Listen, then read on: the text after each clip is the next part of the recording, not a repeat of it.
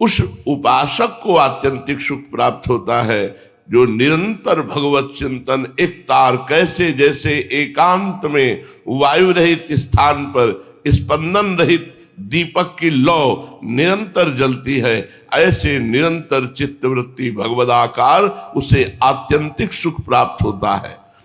ये आखिरी हद है। सा काष्ठा सा परागति ही, इससे बढ़कर कोई सुख नहीं है।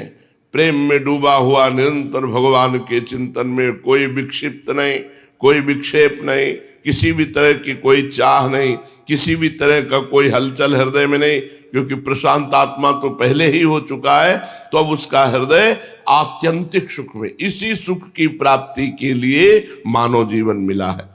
सा काष्ठा सा परागति ही, वो आखिरी हद है, वो परम गति है, सुखों की आखिरी हद। इसी सुख को अक्षय सुख कहते हैं, अत्यंत सुख कहते हैं, एकांतिक सुख कहते हैं, भगवत सुख कहते हैं, इसी को परम पद कहते हैं। क्या? निरंतर अबाध भगवत चिंतन। सुखम आत्यंतिकम यत्तद् बुद्धि ग्राह्यम अतीन्द्रियम, अतीन्द्रियम बुद्धि अग्राह्य है। इस परमात्म सुख को, भगवत सुख को जो इंद्रियां हैं, जो बुद्धि है, वो ग्रहण नहीं कर सकती। ये अतीन्द्रियम। इस सुख को यहां आत्यंतिक कहने का तात्पर्य है कि ये विलक्षण सुख है, सतोगुण रजोगुण तमोगुण से अलग गुणातीत सुख है। ये परमात्म विषयक बुद्धि की अखंड प्रसन्नता, ब्रह्मभूता प्रसन्नात्मा, एक अद्भुत प्रसन्नता जो तुम सोच भी नहीं सकते। हमारा मन वही चाह रहा है, पर दिशा गलत हो गई, दिशा हो गई भोगों की, इसलिए वो अतीन्द्रिय सुख, वो आत्यंतिक सुख, वो एकांतिक सुख, वो परमात्म सुख हमें नहीं प्राप्त हो रहा। इसीलिए हर भोग के बाद असंतुष्टता रहती है। इस सुख को इंद्रियों से अतीत बताया गया है। ये सुख रजोगुण सुख से विलक्षण है। रजोगुण सुख में ये सब राजसी ठाठ बाट भोग मान प्रतिष्ठा, ये सब इससे अलग है वो परमात्म सुख। राजस सुख सांसारिक वस्तु, व्यक्ति, पदार्थ, परिस्थिति आदि के संबंध से प्रकट होता है। जो राजस सुख है वो सांसारिक वस्तु, व्यक्ति, पदार्थ, परिस्थिति से प्रकट होता है, जो इंद्रियों द्वारा भोगा जाता है। वस्तु, व्यक्ति आदि का प्राप्त होना हमारे हाथ की बात है नहीं, और प्राप्त होने पर उस सुख का जो विषय है वो बहुत मलिन है। व्यक्ति का सुख भोग, वस्तु का सुख भोग मलिन है। 6 घंटे बाद वो मल बन जाता है, और मलमूत्र के द्वारों में ही भोग है। और कौन सा भोग है? जितने भी भोग हैं वो सब मलवत हैं। राजसिक जो सुख है वो मलवत सुख है। यहां तक कि ब्रह्मादिक के भोग सब विषम लागताय, नारायण ब्रज चंद की लगन लगी है जाए। ये इंद्रियजन्य विषयों के भोग जनित सुख नहीं है, ये अतीन्द्रिय है। ये इंद्रियों से परे परमात्म सुख है, जो अपने आप से अपने आप को प्राप्त होता है। ये इंद्रियों से नहीं भोगा जाता। बुद्धिग्राह्यम, इस सुख को बुद्धिग्राह्य बताने का तात्पर्य है कि ये सुख तामसिक सुख से विलक्षण है। तामस सुख निद्रा, जब भजन की लगन लगती है ना, तो नींद में भी भजन होता है। सोवत हूँ रसना रटे राधा कृष्ण सुनाम, और नींद नहीं आती। अगर आई भी तो थोड़ी देर वो भगवान के स्वप्न में, भगवान की लीला में, भगवान नाम में डूबा हुआ ही विश्राम करता है। आलस्य और प्रमाद, नींद सुख, ये साधक में नहीं। साधक में आलस्य नहीं होता, प्रमाद नहीं होता, अरे कल कर लेंगे, नहीं। वो नींद सुख के लिए परमात्मा सुख नहीं छोड़ता। गाढ़ निद्रा सुसुप्ति में जो सुख मिलता है वो संसार का चिंतन छूट जाने से मिलता है।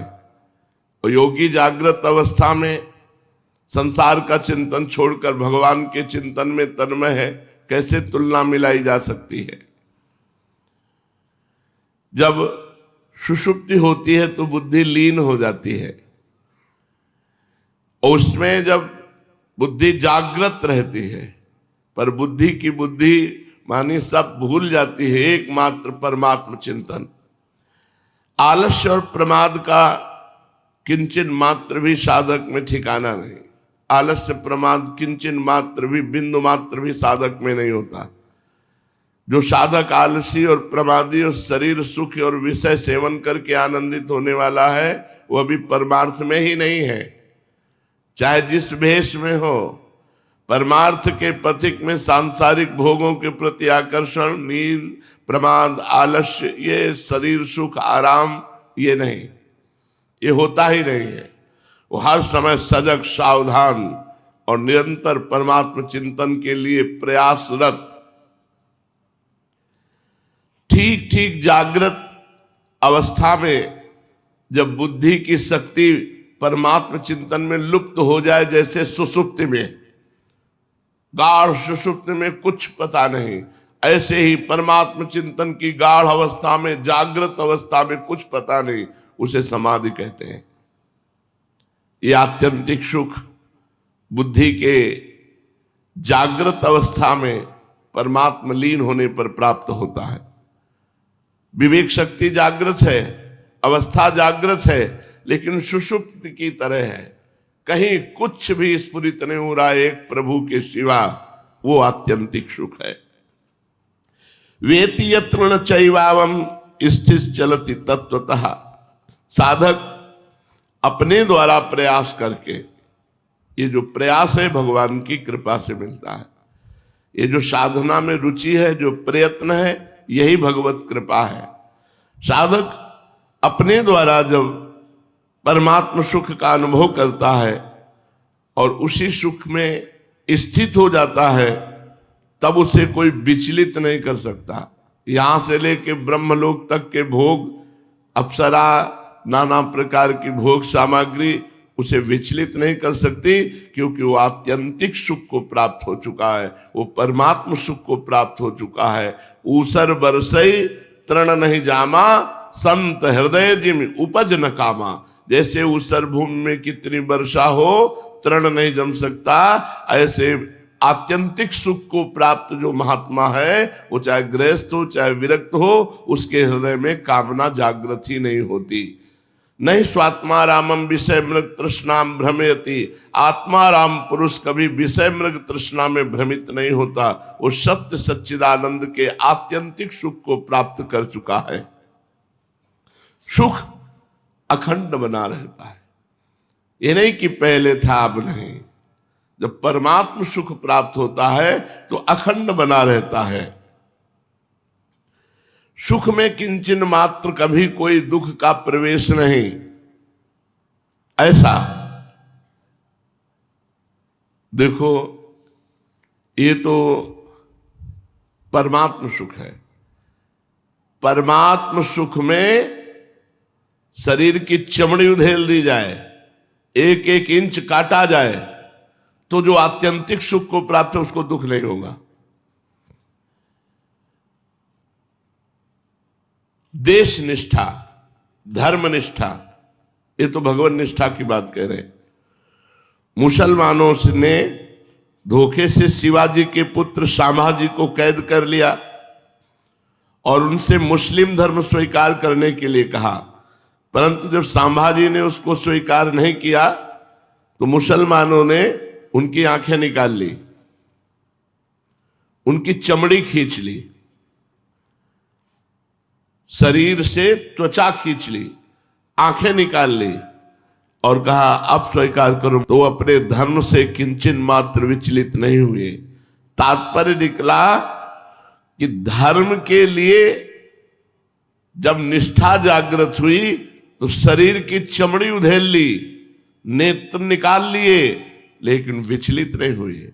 गुरु गोविंद सिंह के दोनों पुत्रों को दीवाल में जिंदा चुन दिया गया, लेकिन वो विचलित नहीं हुए। ये धर्मनिष्ठा, फिर परमात्मा आत्यंतिक सुख, तिल तिल काट दिया जाए तो भी उसे आह नहीं होगी। ऐसे महान सुख को प्राप्त होता है साधक, उसे भगवदानंद सुख कहते हैं। मनुष्य उस वास्तविक सुख से, उस ज्ञान से, उस आनंद से कभी विचलित नहीं होता। जब वो प्राप्त हो जाता है तो कभी विचलित नहीं होता। इसलिए इसी आत्यंतिक सुख को प्राप्त करना परम लाभ है। अविनाशी सुख को प्राप्त करना परम लाभ है। भगवत सुख को प्राप्त करना ही जीवन का लाभ है, और ये कोई लाभ नहीं बैंक बैलेंस, नाना प्रकार की भोग सामग्री, बढ़िया मकान। मरोगे तो ये सब जाएगा क्या तुम्हारे साथ? फिर वही पुनरपि जननम पुनरपि मरणम पुनरपि जननी जठरे शयनम। इसलिए आगे के श्लोक में श्री भगवान कह रहे हैं, यम लब्ध्वा चा परम लाभम मन्यते नाधिकं ततः यस्मिन् स्थितो न दुःखेन गुरुणापि विचाल्यते। जिस लाभ की प्राप्ति होने पर, जो आत्यंतिक सुख की बात हुई, जिस लाभ की प्राप्ति होने पर उससे अधिक कोई दूसरा लाभ उसके मानने में नहीं आता, और जिसमें स्थित होने पर बड़े भारी दुख से भी विचलित नहीं किया जा सकता, वो आत्यंतिक सुख है। भगवान कह रहे यम लब्ध्वा चा परम लाभम मन्यते नाधिकम तथा। देखो ठाकुर हरिदास जी का चरित्र पीछे आपने सुना। 22 बाजारों में मार बेतों उनके शरीर की चमड़ी उधेल दी गई और मरा मानकर गंगा जी में फेंक दिया, लेकिन तनिक भी ना राजा पे नाराज हुए, न काजी पे नाराज हुए। कहा हमारे ही शरीर का कोई प्रारब्ध कर्म था और आनंद पूर्वक, हमें कोई कष्ट नहीं। उन्होंने कहा हमें कोई कष्ट। 22 बाजारों में बेत मार मार के, कितना भक्तों के चरित्रों में आता है। इसीलिए भगवान कह रहे यल लब्ध्वा चा परम लाभम मन्यते नाधिकम ततः। मनुष्य को जो भगवान के भजन से सुख प्राप्त होता है, उससे अधिक सुख कहीं नहीं है। वो किसी लोभ में आकर विचलित नहीं हो सकता। जैसे किसी को 1 घंटे के 100 रुपए मिलते हैं, अगर उसे 1 घंटे में दूसरी जगह 1000 रुपए मिले तो विचलित हो जाएगा ना। 1 घंटे वाला जो 100 रुपए मिलते हैं, उसको 1 घंटे में 1000 रुपए मिले तो विचलित हो जाएगा। वो 1000 प्राप्ति की चाहेगा, 100 रुपए की स्थिति से विचलित हो जाएगा, 1000 रुपए की स्थिति में चला जाएगा। इसीलिए ये ऐसा महान सुख है कि भगवान कह रहे इससे बड़ा कोई सुख ही नहीं है। अब वो कैसे प्रलोभित हो? आखिरी हद प्राप्त कर ली उसने सुख की, परम गति, पराकाष्ठा। इससे बढ़कर कोई सुख नहीं, भगवदानंद से बढ़कर कोई सुख नहीं। निद्रा, आलस्य, प्रमाद का तामसिक सुख प्राप्त होने पर विषयजन्य सुख ज्यादा अच्छा लगता है और उससे अधिक सुख मालूम देता है। इसलिए मनुष्य तामसिक सुख, निद्रा आदि छोड़कर भोगों में लगा रहता है। ऐसे ही विषयजन्य सुख से ऊंचा, रजोगुण से ऊंचा सात्विक सुख है। जब सात्विक सुख मिलता है तो भोग सामग्री आदि से विरति होने लगती है, और जब आत्यंतिक सुख मिलता है तब वो त्रिगुणातीत हो जाता है। वो भजन से प्राप्त होता है। निरंतर भजन, रात दिन भजन, कोई भगवान के चिंतन के सिवा और कोई चर्चा नहीं, कोई चिंतन नहीं। जब आत्यंतिक सुख प्राप्त हो जाता है तो फिर उससे वो विचलित नहीं होता, क्योंकि आत्यंतिक सुख से बढ़कर दूसरा कोई सुख, कोई लाभ ही नहीं है। आत्यंतिक सुख में सुख की हद हो जाती है। उपासक को ऐसा सुख मिलता है जो फिर वो इस सुख से विचलित हो नहीं सकता, क्योंकि इससे बड़ा कोई सुख है नहीं। यस्मिन स्थितो न दुखेन गुरुणापि विचाल्यते। विचलित होने का दूसरा कोई लाभ उसके सामने होता ही नहीं है, इसलिए विचलित नहीं होता। और ऐसे सुख में है कि शरीर आदि को महान दुख दिया जाए तो भी वो विचलित नहीं होता। कीलदेव जी महाराज ध्यान में बैठे थे, इन विधर्मियों ने उनके माथे पे इतना बड़ा कील ठोक दिया कि ध्यान इसका नाटक कर रहा है। पूरी कील मस्तक पे चली गई, पर वो शरीर में थे ही नहीं, वो तो भगवान में स्थित थे। पूरी मस्तक में कील जाने पर भी उनका ध्यान भंग नहीं हुआ। महान दुख हो और इस आत्यंतिक सुख को प्राप्त हो तो उसे वो दुख विचलित नहीं कर सकता। ऐसा नहीं कि दुख का पता ना लगे, दुख का पता लगता है लेकिन दुख का दुख नहीं होता, वो दुख से विचलित नहीं होता। मनुष्य जिस परमात्म स्थिति में स्थित होता है, कोई भयंकर से भयंकर आपत्ति आ जाए, आफत आ जाए, तो वो स्थिति से विचलित नहीं होता। यह है भागवती की स्थिति। भयंकर से भयंकर आपत्ति आ जाए, भगवान कहते हैं कि आत्यंतिक सुख में स्थित होने पर साधक बड़े से बड़े दुख से भी विचलित नहीं किया जा सकता। जैसे उसको फांसी की सजा दी जाए। श्री राम जी यवन बादशाह के खजांची थे, बड़े दयालु, निरंतर नाम जप करने वाले भगवतनिष्ठ महात्मा थे। अगर उनसे कोई कहता बेटी का ब्याह है तो चुपचाप खजाने से दे देते, कोई भूखा है तो खजाने से दे। इस तरह आधा खजाना लुटा दिया। और जब काजी को पता चला तब बादशाह से रिपोर्ट की। बादशाह ने सामने बुलवाया, तुमने खजाना किसकी आज्ञा से लुटाया, तुम अपराध किए। वो चुप खड़े रहे। काजी और बादशाह सलाह करके फांसी की सजा दी श्री राम जी को। श्री राम जी से पूछा तुम्हारी आखिरी इच्छा क्या है? तो विट्ठल भगवान इष्ट थे, उनका एक बार केवल विट्ठल भगवान के सामने से ऐसे निकाल दो, इसके बाद फांसी दे देना। एक बार आखिरी इच्छा उनके दर्शन कर लूं। मंदिर के सामने से ले गए, बाहर गेट से ही दर्शन दिखाए दे।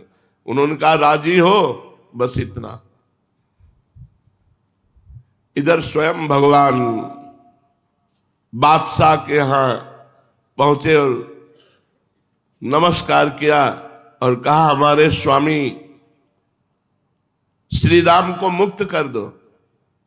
तो उनका खजाना हमारा आधा खाली कर दिया। तो अपनी झोली से पीतांबर से ऐसे रत्न निकाले, बोले देख एक रत्न की कीमत तेरा पूरा खजाना नहीं, रख ले पूरे रत्न। तो उनका तुम कौन हो? तो उनका श्री राम का नौकर हूं।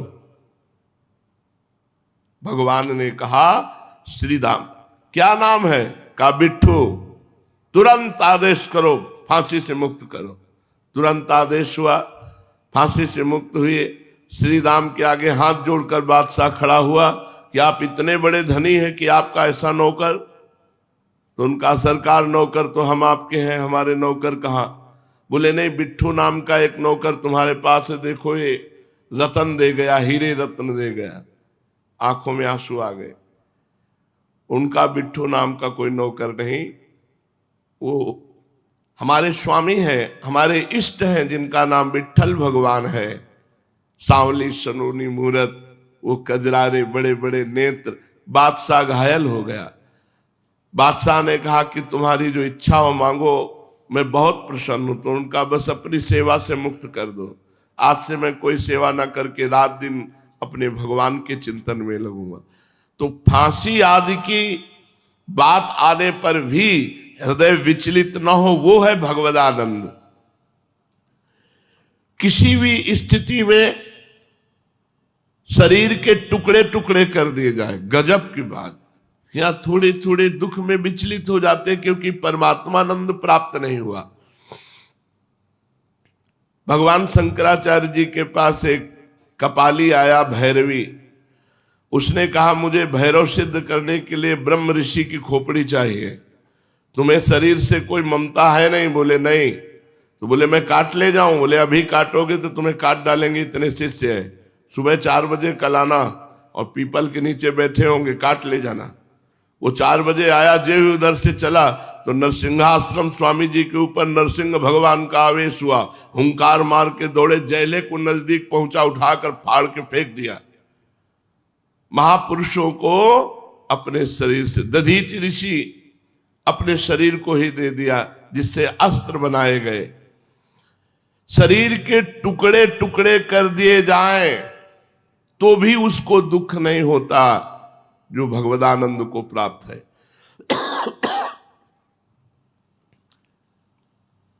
आपस में दो पहाड़ों के बीच में शरीर दबाकर पीस दिया जाए तो भी उसे दुख नहीं होगा। गजब की स्थिति होती भगवदानंद। जीते जी शरीर की चमड़ी उतार ली जाए, शरीर में छेद ही छेद कर दिए जाए, उबलते हुए तेल को शरीर में डाल दिया जाए। और ये ऐसा नहीं, ऐसे महापुरुषों के साथ हुआ। गुरु अर्जुन देव जी को तपते हुए तवे में बैठाल कर ऊपर से जलती हुई तप्त बालू डाली जा रही थी। न जाने कितने कष्ट दिए गए। वो वाहे गुरु तेरा किया मीठा लागे, इसके आगे नहीं बोले। कैसी स्थिति है। यम लब्ध्वा चापरम लाभम मन्यते नाधिकम तथा। इससे बढ़कर कोई सुख नहीं। जब वो परमात्म सुख को प्राप्त हो जाता है तो बड़े से बड़े दुख प्राप्त होने पर भी वो विचलित नहीं होता। चाहे उसको फांसी की सजा दे दी जाए, चाहे दो पहाड़ों के बीच में उसे पीस दिया जाए, चाहे उसके शरीर के टुकड़े टुकड़े कर दिए जाए, चाहे शरीर में छेद ही छेद कर दिए जाए, चाहे आग में जलाया जाए, उसको कोई कष्ट नहीं होता क्योंकि वो परमात्म सुख को प्राप्त हो चुका है। इस तरह गुरुतर महान भयंकर दुखों के एक साथ आने पर भी वो विचलित नहीं होता। वो विचलित क्यों नहीं किया जा सकता?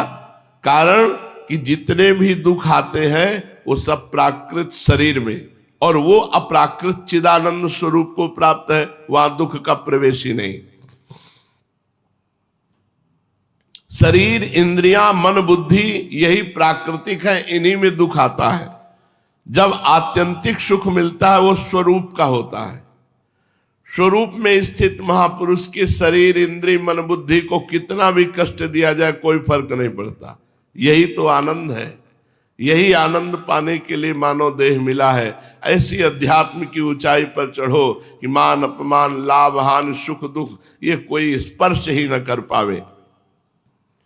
जब पुरुष प्रकृति स्थित रहता है शरीर में तो उसे जरा सा भी कष्ट बहुत महसूस होता है, और जब परमात्मा में तदात्म होता है तो भारी से भारी कष्ट मिलने पर भी उसे कोई फर्क नहीं पड़ता। वो प्रकृतिजन्य अनुकूल प्रतिकूल परिस्थिति में अपने को सुखी दुखी मानने लग जाता है, जो शरीराभिमानी होता है। लेकिन जो भगवत तत्व का ज्ञाता, भगवत आनंद को प्राप्त, वो इन दुखों में नहीं फंसता। इसलिए मनुष्य जीवन का सबसे बड़ा लाभ है कि हम निरंतर भगवान के भजन में अपनी वृत्ति को डुबो दें।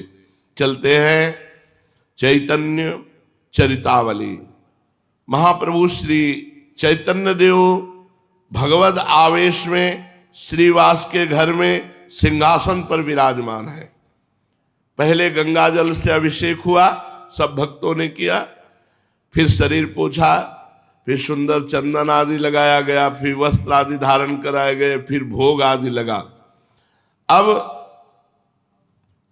सबको अपने अपनी भावना के अनुसार चैतन्य महाप्रभु ने भगवान का जो स्वरूप प्रकाशित किया, सबको अपने अपने भाव के अनुसार दर्शन हो रहे। सबसे पहले बातों ही बातों में प्रभु ने श्रीवास पंडित के ऊपर कृपा की। आपने श्रीवास पंडित को संबोधित करते हुए कहा, श्रीवास तुम हमारे परम कृपा पात्र हो, हम सदा ही तुम्हारी देख रेख करते हैं। तुम्हें वो घटना याद है जब देवानंद पंडित के यहाँ तुम बहुत से अन्य शिष्यों के सहित श्रीमद् भागवत का पाठ सुन रहे थे। पाठ सुनते सुनते तुम बीच में ही भावावेश में आकर मूर्छित हो गए। उस समय तुम्हारे भावावेश को न तो पंडित जी ही समझ सके थे और न उनके शिष्य ही समझ सके थे। शिष्य तुम्हें कंधे पर लाद कर तुम्हारे घर पहुंचा गए थे।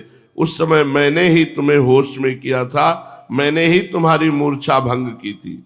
प्रभु के मुख से अपनी इस गुप्त घटना को सुनकर श्रीवास पंडित को परम आश्चर्य हुआ, और उन्होंने घटना किसी के सम्मुख प्रकट नहीं की थी, कोई जानता ही नहीं था, और चैतन्य महाप्रभु ने वो गुप्त बात बता दी। इसके अनंतर प्रभु अद्वैताचार्य जी को लक्ष्य करके कहने लगे, आचार्य तुम्हें उस दिन की बात याद है जब तुम्हें श्रीमद् भागवत के इस श्लोक पर शंका हो गई थी, सर्वतः पाणिपादम तत्सर्वतो अक्षशिरोमुखम सर्वतः श्रुतिमल्लोके सर्वमावृत्य तिष्ठति। उस दिन तुम बिना भोजन किए सो गए थे, इस पर मैंने ही पाणिपादम तत् की जगह पाणिपादान्तः ये प्रकट पाठ बताकर तुम्हारी शंका का निवारण किया था। इस बात को सुनकर अद्वैताचार्य जी प्रभु के चरणों में बार बार प्रणाम किया। अब भक्तों ने भगवदावेश में आसन पर बैठे हुए चैतन्य महाप्रभु की संध्या आरती की। एक बहुत बड़ी आरती सजाई गई। भक्त अपने हाथों में शंख, घड़ियाल, झांझ तथा अन्य भांति भांति के वाद्य बजाने लगे। श्रीवास पंडित ने सची माता के हाथ में आरती देकर उनसे आरती करने को कहा। श्रीवास की पत्नी की सहायता से वृद्धा माता ने अपने कांपते हुए हाथों से चैतन्य महाप्रभु की आरती की। उस समय सभी भक्त आनंद में उन्मत्त होकर वाद्य बजा रहे थे। जैसे तैसे आरती समाप्त की गई। श्रीवास पंडित ने सची माता को घर भेज दिया। अब सभी भक्तों के वरदान की बारी आई। प्रायः प्रभु के सभी अंतरंग भक्त उस समय वहां उपस्थित थे, किंतु उनके परम प्रिय भक्त श्रीधर वहां नहीं थे। ये भक्त श्रीधर बड़े ही गरीब थे। केला के खोल और दोना बेच करके जो मिलता उसी से भगवान का भोग लगाते और वही पाते। केला का खोल और दोना पत्ता। महाप्रभु इनसे सदा छेड़खानी किया करते थे। घड़ी दो घड़ी तंग जरूर करते थे। आधे दामों पर इनसे खोल खरीदते थे, केले के खोल। केले के गहर के ठंडल के नीचे केले में जो मोटी सी डंडी शेष रह जाती है उसी को बंगाल में खोल कहते हैं। बंगाल में उसका साग बनता है। प्रभु के भोजनों में जब तक श्रीधर के खोल का साग नहीं होता तब तक उन्हें अन्य पदार्थ स्वादिष्ट ही नहीं लगते थे। केले के ऊपर जो कोमल कोमल खोपड़ा होता है उसे काट काट कर उसके थाल बनाए जाते हैं। गरीब दुकानदार उन्हीं को बेच करके अपना पेट पालते हैं। उसमें से स्त्रियां और पुरुष पूजन की सामग्री रखकर पूजा करने के निमित्त ले जाते हैं। श्रीधर इन्हीं चीजों को बेच करके अपना जीवन निर्वाह करते थे। इनसे जो आमदनी हो जाती उसी में से देव पूजा, गंगा पूजन आदि करते और जो कुछ बच्चा उससे पेट भरते। श्रीधर जी उच्च स्वर से दिन रात नाम कीर्तन करते रहते थे। इसलिए इनके पास में रहने वाले मनुष्य इनसे बहुत ही नाराज थे। उनका कहना था ये बूढ़ा रात्रि में ना तो सोता है और ना किसी को सोने देता है। रात भर ये उच्च स्वर से नाम कीर्तन करते। इस गरीब दुकानदार की सभी उपेक्षा करते। कोई भी इन्हें भक्त नहीं समझता, किंतु महाप्रभु का इनके हार्दिक स्नेह इनके प्रति था। वे इनकी भगवत भक्ति को जानते थे, इसलिए उन्होंने भगवत भाव में भी इन्हें स्मरण किया। श्रीधर का घर बहुत दूर नगर के दूसरे कोने पे था। श्रीधर का स्मरण जब चैतन्य महाप्रभु ने किया तो सुनते ही 4-5 भक्त दौड़े गए। उस समय श्रीधर आनंद में पड़े हुए भगवान के मधुर नामों का संकीर्तन कर रहे थे। लोगों ने जाकर किवाड़ खटखटाया। वो उच्च स्वर से गा रहे थे, श्री कृष्ण गोविंद हरे मुरारे, हे नाथ नारायण वासुदेव। ये जोर जोर से आवाज से कीर्तन कर रहे थे। खूब दरवाजा खटखटाया। तब कीर्तन रोक के बोले, कौन है? भक्तों ने जल्दी से कहा, किवाड़ तो खोलो, तब स्वयं ही पता चल जाएगा कि कौन है। जल्दी से किवाड़ खोलो। ये सुनकर श्रीधर ने किवाड़ खोले और बड़ी ही नम्रता के साथ भक्तों से आने का कारण पूछा। भक्तों ने जल्दी से कहा, महाप्रभु तुम्हें स्मरण कर रहे हैं, चलो जल्दी चलो। हम दीनहीन कंगाल को महाप्रभु ने स्मरण किया है। ये सुनते ही श्रीधर मारे प्रेम के बेसुध हो गए और एकदम पृथ्वी पर मूर्छित होकर गिर पड़े। उन्हें शरीर की शुद्ध बुद्ध भी न रही। भक्तों ने सोचा ये तो एक नई आफत आ गई। किंतु प्रभु की आज्ञा तो पूर्ण करनी ही है। भक्तों ने मूर्छित अवस्था में ही श्रीधर को कंधे पर उठा लिया और उसी दशा में उन्हें महाप्रभु के पास पहुंचाया। श्रीधर अभी तक चैतन्य दशा में नहीं थे, मूर्छित थे। प्रभु ने अपने कोमल कर कमलों से उनका स्पर्श किया। प्रभु का स्पर्श पाते ही श्रीधर होश में आ गए। श्रीधर को चैतन्य देख करके महाप्रभु उनसे कहने लगे, श्रीधर तुम हमारे रूप के दर्शन करो, तुम्हारी इतने दिनों की मनोकामना पूर्ण हुई। श्रीधर ने रोते रोते प्रभु के तेजमय रूप के दर्शन किए। फिर प्रभु ने उन्हें स्तुति करने की आज्ञा दी। तब श्रीधर हाथ जोड़े हुए गदगद कंठ में कहने लगे, मैं दीनहीन पतित तथा लोक बहिष्कृत अधम पुरुष भला प्रभु की क्या स्तुति कर सकता हूं। प्रभु मैं बड़ा अपराधी हूं, आपकी यथार्थ महिमा को न समझकर मैं सदा आपसे झगड़ा ही करता रहा। आप मुझे बार बार समझाते, किंतु माया के चक्कर में पड़ा हुआ मैं अज्ञानी आपके गूढ़ रहस्य को ठीक ठीक न समझ सका। आज आपके यथार्थ रूप के दर्शन से मेरा ज्ञान अंधकार दूर हुआ। अब मैं प्रभु के सम्मुख अपने समस्त अपराधों की क्षमा चाहता हूं। प्रभु ने गदगद कंठ से कहा, श्रीधर हम तुम्हारे ऊपर बहुत संतुष्ट हैं। तुम अब हमसे अपनी इच्छा अनुसार वरदान मांगो। रिद्धि सिद्धि धन दौलत प्रभुता जिसकी तुम्हें इच्छा हो वही मांग लो। बोलो क्या चाहते हो। हाथ जोड़े हुए अत्यंत ही दीन भाव से गदगद कंठ स्वर में श्रीधर ने कहा, प्रभु मैंने क्या नहीं पा लिया। संसार मेरी उपेक्षा करता है, मेरे को लोग कंगाल समझते हैं, मेरी बात की अवहेलना होती है। ऐसे तुच्छ कंगाल को भगवान नाम रूपी धन मिला और आपने प्यार दिया, अनुग्रह दिया। अब मुझे क्या चाहिए। आपके देव दुर्लभ दर्शन मुझे मिले, मैं कृतार्थ हो गया। अब मुझे और क्या चाहिए। रिद्धि सिद्धि लेकर मैं क्या करूंगा, वो तो एक प्रकार की बड़ी माया है। प्रभु ने आग्रह पूर्वक कहा, नहीं कुछ तो वरदान मांगो। रिद्धि सिद्धि नहीं तो जो भी तुम्हें प्रिय हो वही मांगो। श्रीधर ने उसी दीनता के स्वर में कहा, यदि प्रभु कुछ देना ही चाहते हैं तो यही वरदान दीजिए कि मैं आपके चरणों से प्रेम करूं और आप हमसे खोल खरीदते समय जैसे झगड़ा करते थे वैसे ही हमसे झगड़ा करते रहे। सदा हमारे हृदय में आप विराजमान रहे। श्रीधर की इस निष्किंचनता और निष्प्रियता से चैतन्य महाप्रभु परम प्रसन्न हुए। श्रीधर भगवान के मुरली मनोहर रूप के उपासक थे।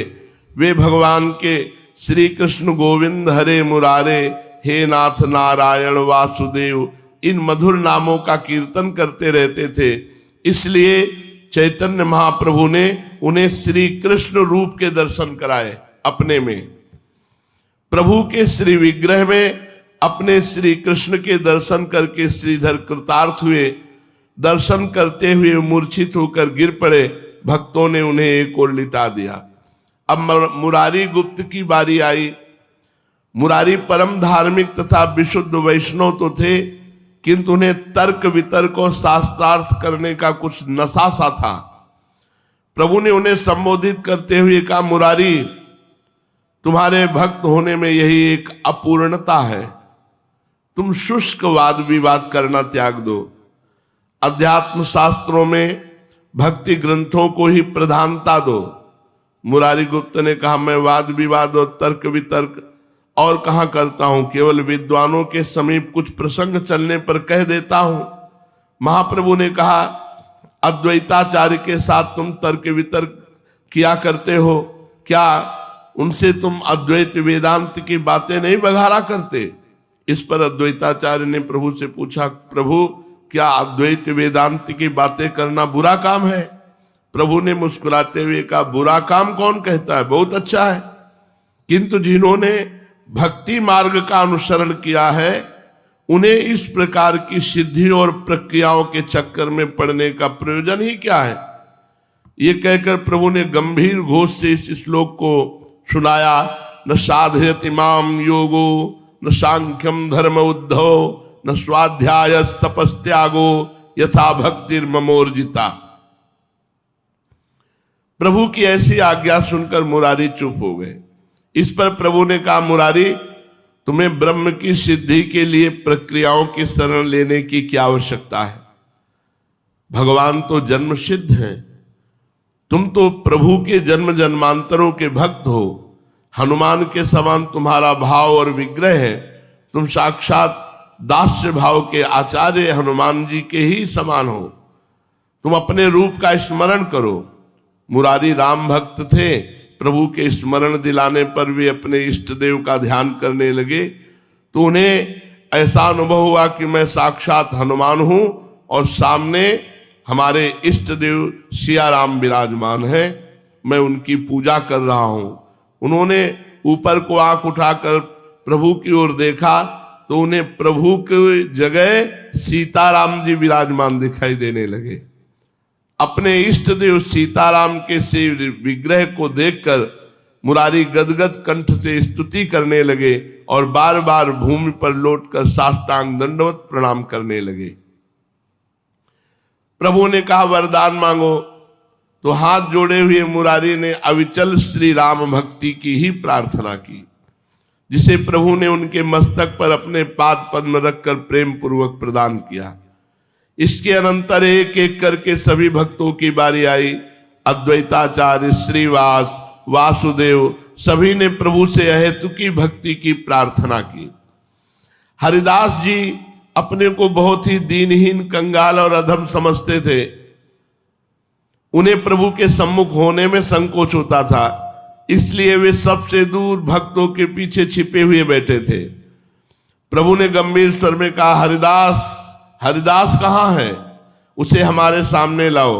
सभी भक्त चारों ओर से दृष्टि देखने लगे। हरिदास जी सबसे पीछे सिकुड़े हुए बैठे थे।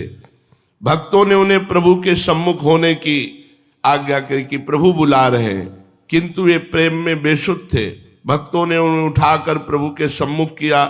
हरिदास को सम्मुख देखकर प्रभु उनसे कहने लगे, हरिदास, तुम अपने को नीच मत समझो, तुम सर्वश्रेष्ठ हो। मेरी तुम्हारी एक जाति है। जो तुम्हारा स्मरण ध्यान करते हैं वो मानो मेरी पूजा करते हैं। मैं सदा ही तुम्हारे साथ रहता हूं। तुम्हारी पीठ पर जब बेत पड़ रहे थे तब वो बेत तुम्हारी पीठ पर नहीं, मेरी पीठ पर पड़ रहे थे।